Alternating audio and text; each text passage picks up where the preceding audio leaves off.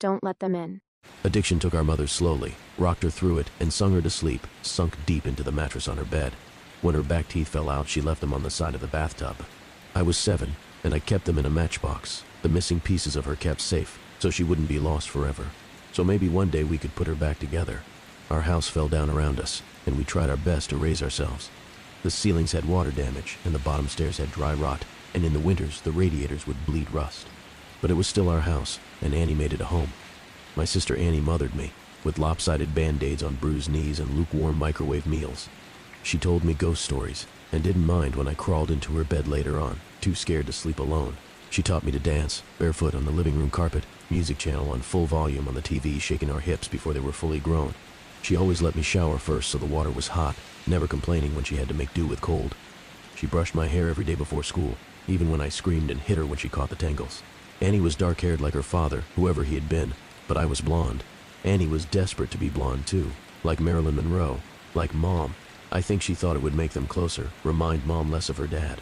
I'd give anything for her to have her hands in my hair one more time, even if it hurt. She moved to New York when I turned 18 and never came back. I still dream about her sometimes. Keeping up with our mother was impossible, and we learned from a young age we would always be left behind. It didn't make it any easier. When she was drinking light, she shone, would wake us up at 3 a.m. with pancakes, dripping in cherry syrup. Sometimes when the weather was right, and she'd had enough being drunk alone, she would call our school up and tell them we had both come down with summer sickness and we'd drive to the beach instead.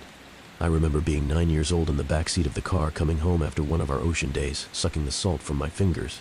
Annie had just dyed her hair blonde, her best friend Jane helping her bend over our kitchen sink.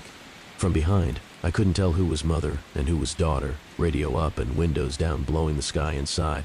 When she was drinking heavy, she'd be out all night, hair piled up like a beauty queen, eyes glazed over and ringed with glitter and black. Sometimes she'd be gone a day or two. She would never tell us when. One day we'd just wake up to an empty house and the fridge packed full, post-it note on the front with a smear of Mom's lipstick and the outline of a kiss, telling us she'd be back soon. Sometimes she'd bring guys home, filling the table with beer cans and ashtrays, smoke up to the ceiling, Mom lost in the haze. We'd sleep with pillows over our heads, trying to drown out the music they would blast until the a.m., and wake up to strangers at our kitchen table in the morning, asking us where we kept the coffee. When Mom drank too little, she fell apart. She wouldn't buy food, refrigerator a gaping hole in the wall. She'd chain smoke, leaving cigarette burns on the wallpaper up by the stairs like the walls were sick and decaying. She barely slept, walking around with blue half-moons under her eyes, knuckles raw. She would scream at the slightest thing. I remember once when I spilled a glass of juice on the couch. She looked over at me with dead eyes and dragged me off onto the carpet, and then took every single cushion off the couch and into the backyard and set them on fire. Annie went to watch a while from the window, and then sat next to me on the floor, backs pressed against the skeleton of the seats, head resting in the crater of my collarbones. When Mom drank too much was the worst. She'd laugh too loud and too long at anything and everything, until her mouth started to shake and she started crying, at the breakfast table into her cereal. Annie shut down when Mom was like this, went somewhere deep inside herself where nobody could hurt her. She'd stay up until the morning watching old black and white movies on TV, whispering the lines she knew by heart like prayers. When I was 5, I'd cry when I'd find Mom passed out cold on her bed, sure she would never wake up. Annie would wipe my tears, tell me she was only sleeping just like the princesses in my storybook. We'd sit on Mom's bed together and wait for her to wake up. When we were older, I was the one who would pick Mom up off the bathroom floor again and again, and Annie would put her to bed, smoothing her hair off her face and the vomit from her mouth, changing her clothes if she'd pissed herself.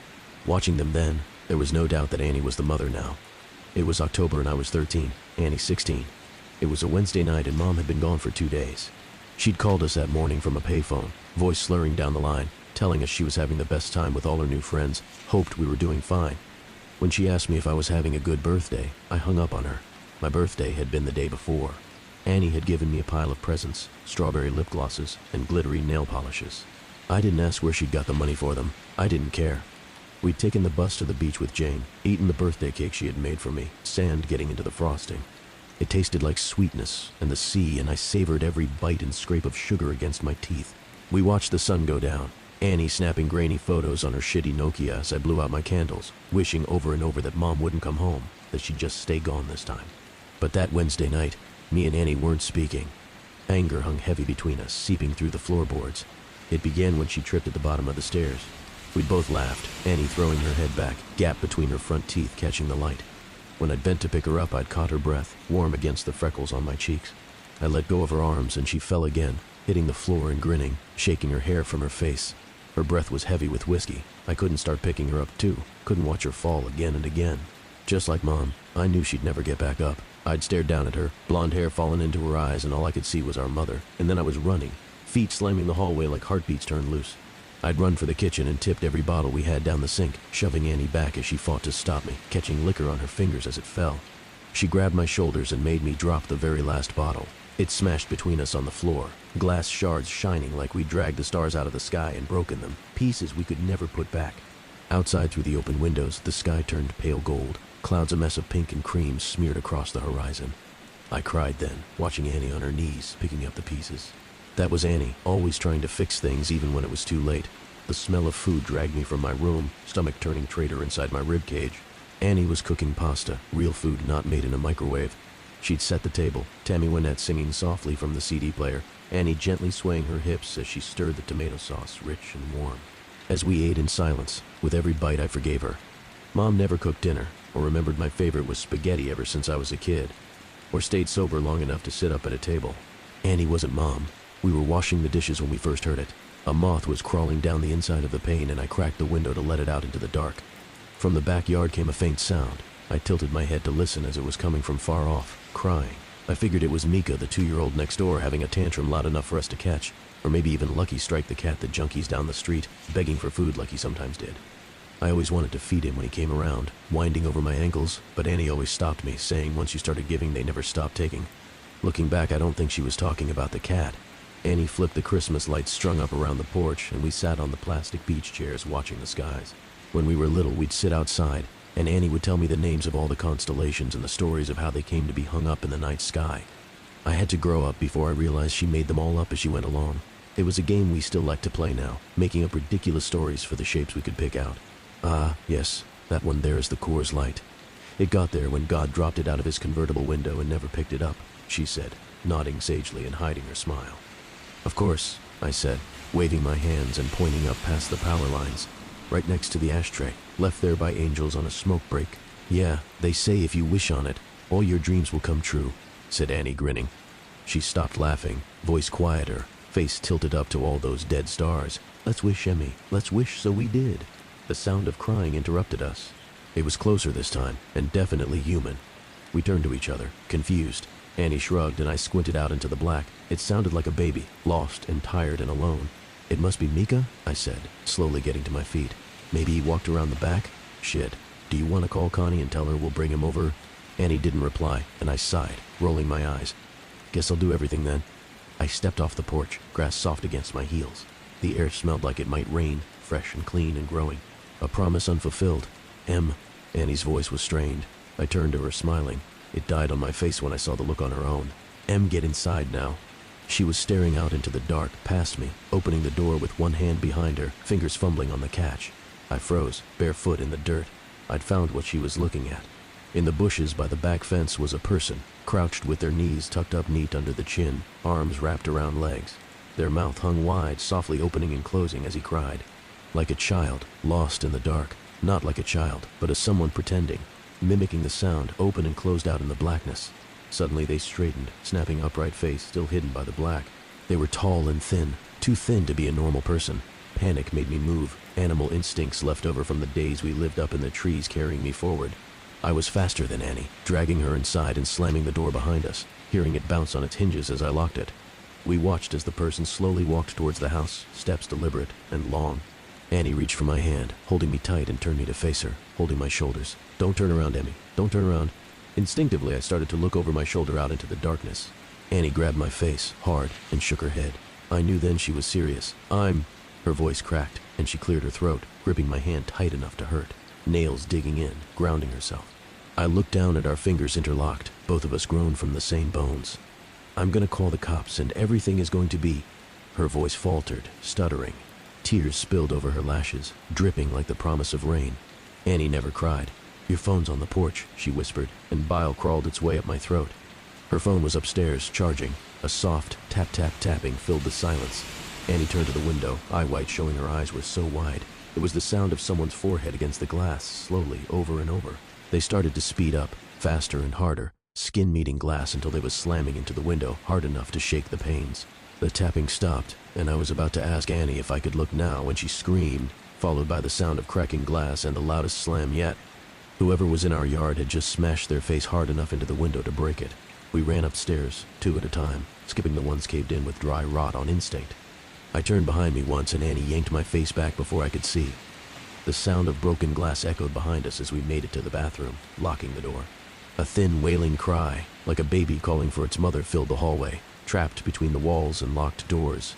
Annie threw her back against the door, feet jammed up against the bathtub, clutching the knife she had grabbed from the kitchen. I did the same, shoulder to shoulder. Slow footsteps started on the stairs, deliberate and casual. The crying had become mocking, almost laughter, shrill bursts of sound and then giggles, high-pitched and abruptly stopping before starting again. The first door on the upstairs floor was my bedroom, and we heard the distinct sound of it slamming open. They were looking for us. "What the fuck is going on?" I asked Annie, not even bothering to brush away the tears that I couldn't stop falling. I watched my sister pick herself up off the floor and brace her hands on the door as we heard the sound of a second door slamming open. Mom's room. The next room on the hallway was the bathroom. Annie pulled me to my feet and handed me the knife. I shook my head and pushed it back to her, terrified of what would happen if I had to use it. Annie shoved me and pressed the knife into my hands, thumb pressing hard enough on the blade to bleed. I watched my sister's blood drip down her wrist, a winding red road still pushing into my hands despite the pain. I took the knife. Something slammed against the wall that Mom's room shared with the bathroom. A high-pitched wail followed. I held my breath, could feel my heart beat in the base of my throat, a wild and frantic thing. "I'm gonna get the phone from my room." I shook my head violently, about to argue. Annie clamped a hand over my mouth. I could taste the blood on her hand, salty and sweet, like birthday cake by the ocean. "Yes, I'm gonna get the phone and I'm gonna call the cops and we're going to be okay." I shook my head again. "It's the only way. When I go, I need you to lock the door and you don't open it for anything or anyone. Not for me, not for anyone. Promise me." I shook my head and Annie pressed her hand into my mouth, crushing my teeth against my lips so it made my eyes water. "Yes, promise me, Em." Something smashed in the room next door. Annie brushed the hair off my face, gently tucking it behind my ear. "Promise," she mouthed, and unlocked the door as slowly as possible, bolts scraping gently. I watched the curve of her shoulder disappear into the black hall outside, like the moon in eclipse, and then she was gone. I couldn't move or breathe for a second, and then I slammed the bolt shut just as something bounced off the outside of the door. A high-pitched scream followed, handle rattling up and down hard enough to pop one of the screws. I watched it roll towards me on the tiles, and then silence. I sat with my back to the door, holding the knife and wishing I was holding Annie's hand instead. Still silence, nothing but me and my lungs slowly filling the room with my breath. "Em?" came a voice through the door. I started, hands gripping the knife. "Honey, what's going on? Mom?" My voice cracked. "Mama, is that you?" I wrapped my arms around myself, shaking, trying to keep myself still. "Sweetie, it's okay, just open the door. It's okay, just let me in." The handle rattled again, gentler. "Just let me in, it's all okay." She banged on the door and I took my handle of the bolt. "Honey, I'm sorry. I'm sorry I missed your birthday. I'm sorry I'm such a terrible mother. Please." Her voice broke and she started to cry. "Just let me in, baby, I'm so sorry." I screwed my eyes shut. She sounded so sad and so lost. I just wanted her to hold me like when I was a kid and I'd come in off the swings with a scraped knee. Maybe this time she meant it. Maybe it would all be okay. My hand found its way to the bolt again. My sister's voice came through the door, warm and gentle. "Yeah, Emily let us in. It's all okay." My hand froze on the bolt and I tightened my grip on the knife. Annie never called me by my full name. A hand banged on the door, handle rattling. "Emily let us in." Annie's voice became low and guttural, followed by the same shrill giggles from before. Mom spoke now, pleading and crying, voice getting louder and louder. "Let us in, let us in, let us in," over and over again, punctuated by her fists on the door. I thought about demons and monsters, all the bedtime stories we pray don't crawl out from under the bed. "That's not my sister and you're not my mother," I screamed through the door, hands over my head. I climbed into the bathtub and curled in a ball, cradling myself, knife clutched to my chest. I didn't know what it was outside that door, but I knew it wasn't Annie. It wasn't the voice that yelled at when I changed TV channel, the one that sang me happy birthday, the one that told me I was smart even when I got bad grades, the one that read me stories about princesses that never wake up. It wasn't human. Bangs and yells came from downstairs, followed by the footsteps of people running. A low guttural howl ripped through the house, filling the room until I felt like I was drowning in the sound, and then the door was kicked in. I screamed, covering my eyes, waiting to die. Arms found me and lifted me from the tub, carrying me from the room. I looked at the outside of the door as I was carried downstairs. It was covered in long, scraping claw marks, dragged down to the floor. Pillows ripped apart covered the hallway in soft down, like it had snowed inside. I watched them drift slowly as men in uniforms checked each of the rooms that looked like they had been torn apart by something feral. Outside in our driveway were police cars and an ambulance. In the middle of it all was Annie, bathed in blue and red light as it washed over her, lit up in the dark like a neon angel, face aglow. I threw myself from the cop's shoulder and ran to her, holding us both together, broken pieces and all, standing under all those constellations we made up. Gentle screaming came from the ambulance, which rocked occasionally. Annie gently turned my head away, smiling so sadly it made my chest ache as I understood. Turns out there was no demon, no wild animal or bad men trying to break in, just Mom, out of her mind on booze and drugs and everything in between, coming to the end of a week-long binge. Something had finally broken inside her head, and this time we couldn't put her back together, no matter how hard we tried. Sometimes you fall one last time and you never get back up. Annie had seen her in the garden, blood dribbling from her mouth, track marks bulging on her forearms like unmapped roads, rail thin and desperate for one more hit, one more fix. She'd searched the kitchen for all the drink I'd thrown away, and when she hadn't found it, had come to hunt for the stash she hid in the bathroom. She hadn't wanted me, just the drugs on the other side of the door, so high she could mimic Annie's voice almost perfectly. Turns out the real monsters are the ones that eat you alive slowly, the kind that come in a bottle or a needle or at the end of a long list of reasons why you can't get out of bed in the morning. Sometimes the monsters are the ones that raise you or love you the most. But it's up to you if you let them in.